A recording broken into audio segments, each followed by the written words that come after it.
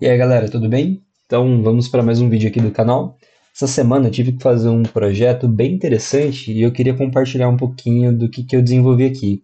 Então a ideia era como que a gente consegue usar dados para propor alguma solução para ajudar quando tem esses desastres ambientais que a gente vê, né? Então Rio Grande do Sul, aqui em São Paulo também direto alaga. Então como que a gente pode usar os dados para propor alguma solução, né? E dando uma pesquisada, eu encontrei um site bem interessante que é o do INMET, que é o Instituto Nacional de Meteorologia. Então eu queria compartilhar com vocês um pouquinho do que eu desenvolvi e do que eu penso, né, que poderiam ser os próximos passos. Lembrando que eu ainda estou começando nesse mundo de dados, né, e usar Python, sim. Então o projeto a princípio ele é mais uma ideia de como que a gente pode monitorar esses dados para daí, então, quem sabe daqui a alguns vídeos eu conseguir montar algum modelinho para prever como que vai estar a precipitação ou a pressão em determinada cidade, tá bom? Eu vou compartilhar aqui então a tela.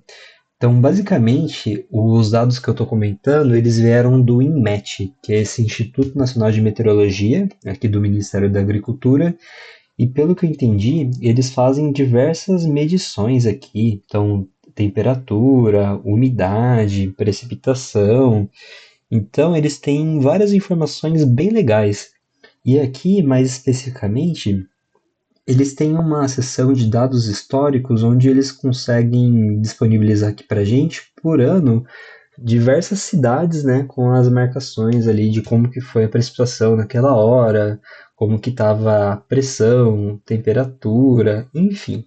São várias informações aqui bem interessantes para a gente trabalhar. Então eu vou baixar aqui só para vocês darem uma olhadinha, pegando 2025, quando a gente baixa o arquivo, ele vem nesse formatinho aqui, ó.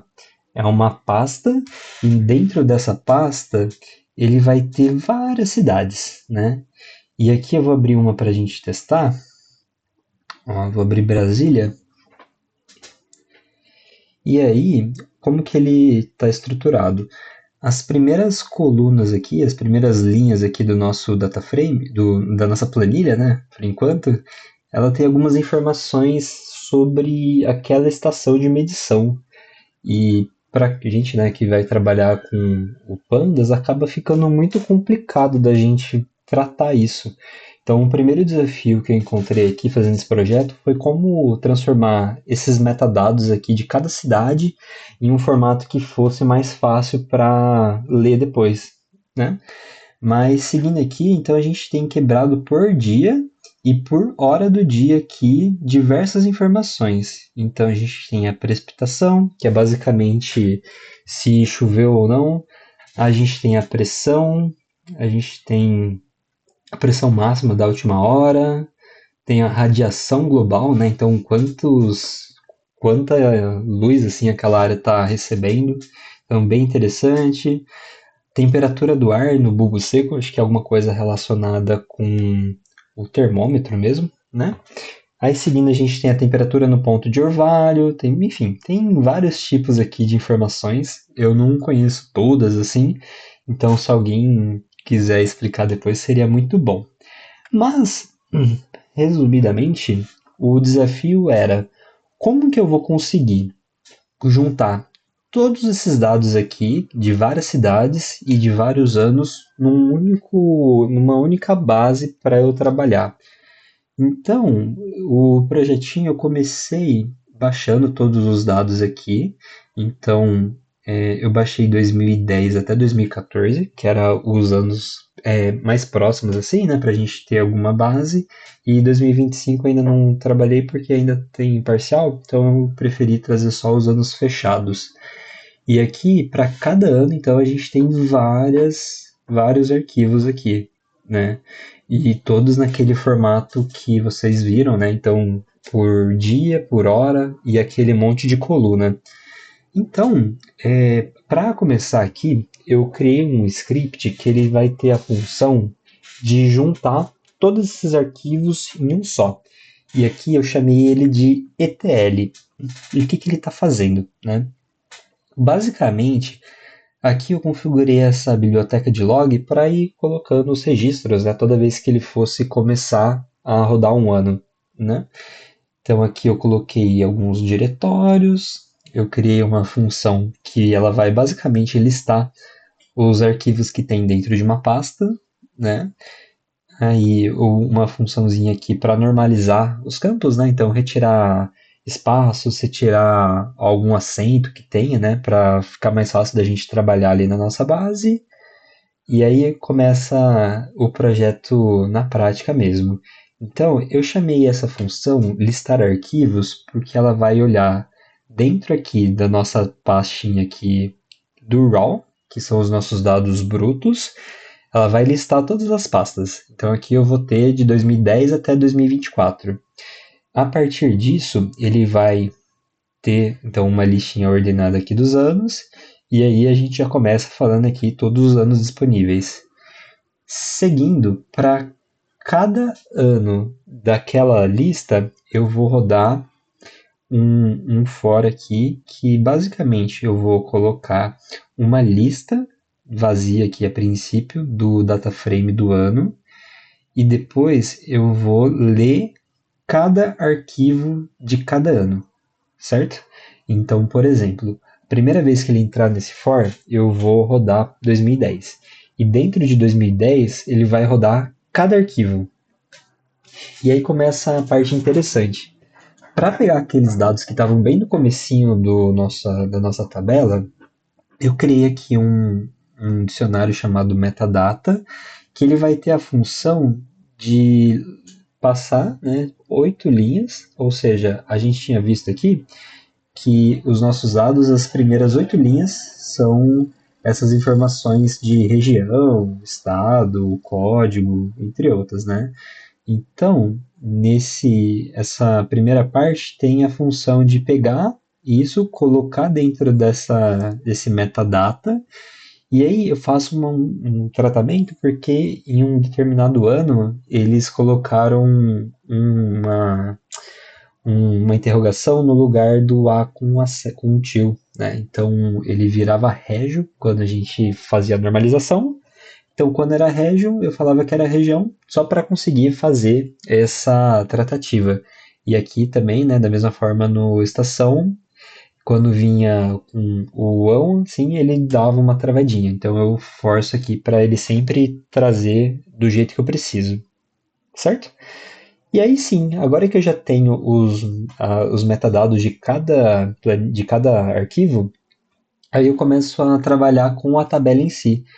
Então, eu vou fazer um data frame raw aqui. Então, ele vai basicamente pular aquelas 8 primeiras linhas e aí sim eu vou puxar as colunas. E aí, nessa parte aqui, eu tô colocando o nome das colunas que eu quero, porque pode ter alguma variação entre todos os arquivos, mas a ordem sempre é a mesma. Então, quando eu faço essa primeira parte aqui, eu vou estar colocando que todos os arquivos vão ter essa mesma estrutura. Aí eu não vou ter problema para conseguir trabalhar com os arquivos depois.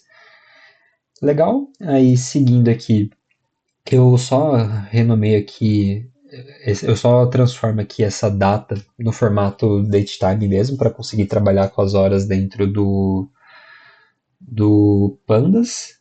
Aí eu faço um tratamento aqui com a hora, para a gente conseguir trabalhar com a hora cheia, né? Então, tipo, 1, 2, 3, 4, porque se a gente olha aqui no arquivo, ele vem no formatinho meio esquisito, né? Então ele vem 000 TC. Então, para conseguir trabalhar melhor com isso, eu faço esse tratamento, né? E por fim, eu vou criar uma coluna chamada data hora para conseguir fazer o campo como data hora completo, certo? E aí eu vou selecionar só algumas colunas, né, que são as mais importantes, porque tinha bastante coisa aqui e não tudo a gente ia precisar. Depois eu renomeio para ficar sem espaço, sem tio, aquele monte de coisa. E aqui seguindo, eu faço um tratamento também para transformar todas as colunas numéricas aqui como valor numérico, né? Então, se for algum valor diferente ali do que ele espera, ele vai transformar em none. Então, acaba ficando bem interessante aqui para gente.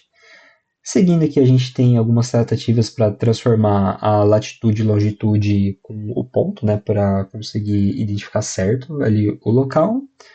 Algumas informações sobre data, né? Aí, uma vez que a gente tem aquela coluna de data hora configurada como datetime, a gente consegue usar esse dt.year, dt.month para ir criando essas outras colunas de forma mais fácil.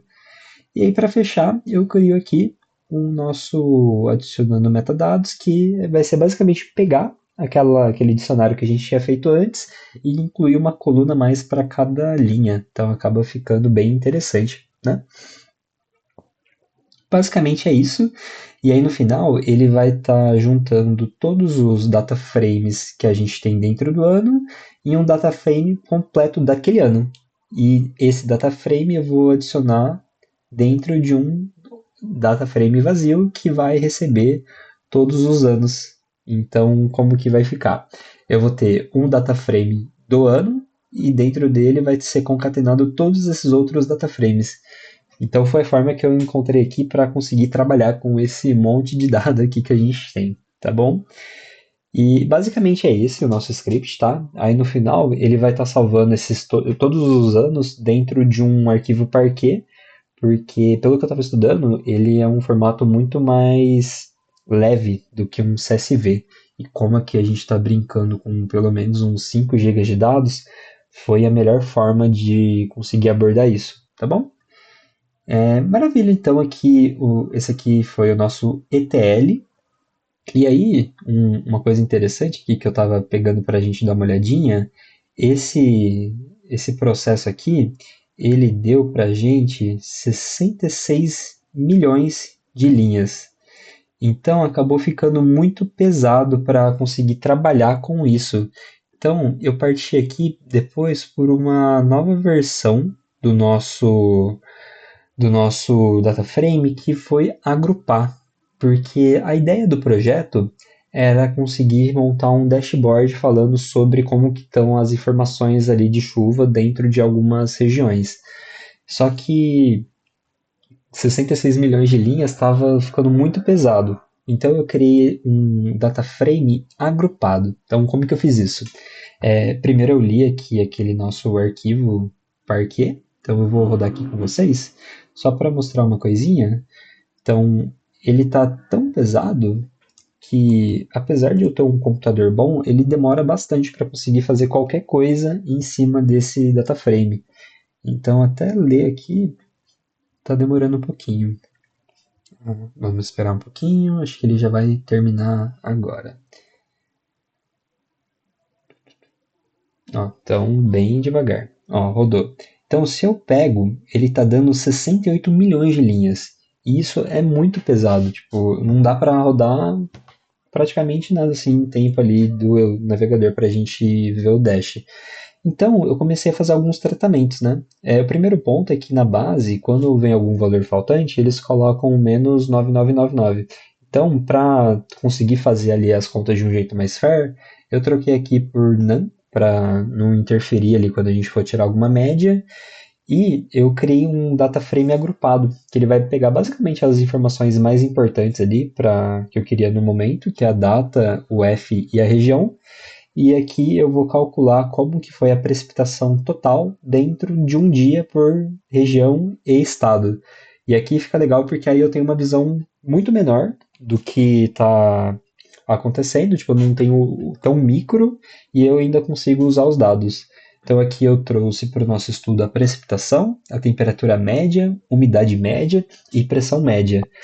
E aí com essas informações aqui eu vou criar novamente ali a coluninha de ano e no final o meu data frame vai ficar basicamente, deixa eu rodar aqui pra gente.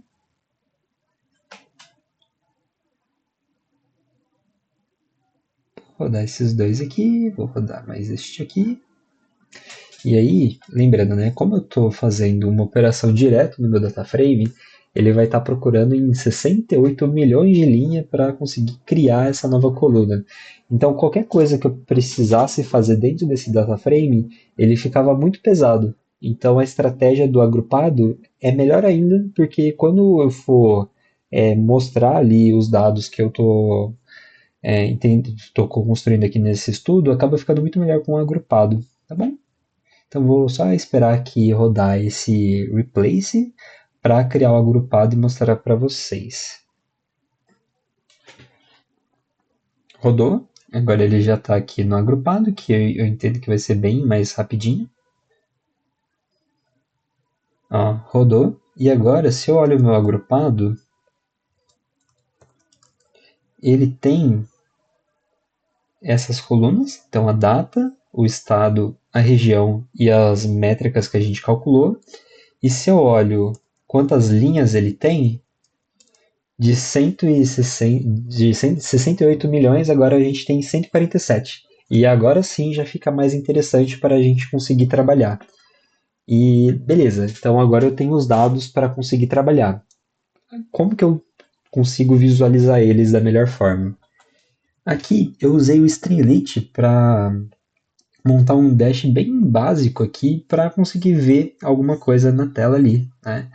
Então, eu não vou entrar tão no detalhe aqui do Streamlit, depois eu posso até fazer um vídeo um pouquinho mais detalhado. Aí, basicamente, eu vou rodar aqui o nosso Streamlit, run dash.py. Legal, ele já rodou aqui. E aqui eu já tenho uma visão bem interessante do que está acontecendo aqui, né, no assunto chuva no Brasil. Então eu tenho os anos, né, então aqui ele está puxando 147 mil linhas, então é um volume até que ok para a gente trabalhar. E eu consigo com certa facilidade ir alterando os anos e ele já vai puxando os dados atualizados. Então acaba ficando bem mais simples da gente trabalhar. Consigo filtrar por algum estado em específico, e aqui, né, totalmente responsivo. Posso ocultar aqui os filtros, mostrar ele de novo. Então acaba ficando de uma forma bem mais simples para a gente mostrar, mesmo o que a gente quer, né? Então aqui são uma visão mais executiva, né? Então alguns dados básicos, né? Então dentro aqui, né, dos nossos anos, a gente teve uma precipitação média de 58 milímetros, então bastante coisa. Temperatura média, pressão média, umidade, né, que é uma informação interessante para a gente acompanhar também. E aqui a visão quebrada dos anos, né? Então aqui eu tenho a visão de precipitação por ano, tenho temperatura, tenho pressão também por mês, umidade total. Então a gente consegue ver, né, que aqui em 2011 a gente teve um pico e depois a umidade caiu para 71, né? Então 2% de diferença. Enfim, algumas informações bem legais. Dá para quebrar também por região. Então, a princípio, eu trouxe aqui uma contagem para ver como que está a precipitação dentro das regiões do Brasil. Então, o Sudeste aqui levando a vantagem.